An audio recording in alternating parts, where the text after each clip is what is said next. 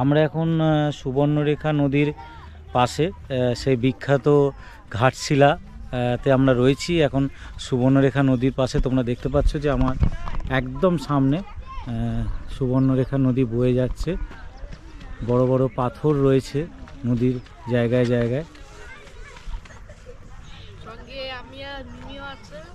হ্যাঁ, জর্ডান, মিমি সব আমরা একসাথে এসেছি তিনজনে।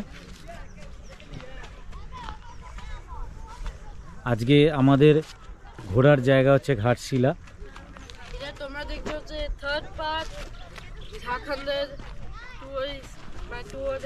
Ghatshila tour, not Jharkhand. আমরা পুরো ঝাড়খণ্ড ঘুরছি না, আমরা শুধু এসেছি যে ঘাটশিলা। হ্যাঁ, ঝাড়খণ্ডের একটা ছোট সিটি।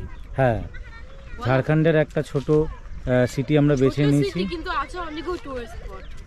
অনেকগুলো টুরিস্ট স্পট আছে না? হ্যাঁ, তা আমরা আজকে সেই অনেকগুলো টুরিস্ট স্পট রয়েছে। হ্যাঁ, জর্ডান বলে দিয়েছে সেই ঘাটশিলাতে আমরা রয়েছি।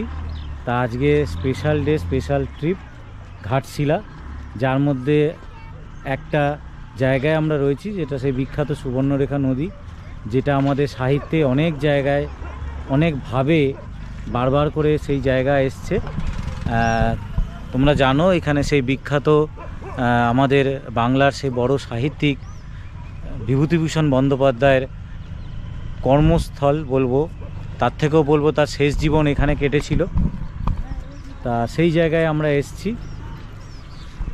আমরা এখানে আরও কিছুক্ষণ সময় কাটাবো, তারপর আস্তে আস্তে আরেক জায়গার দিকে এগোবো।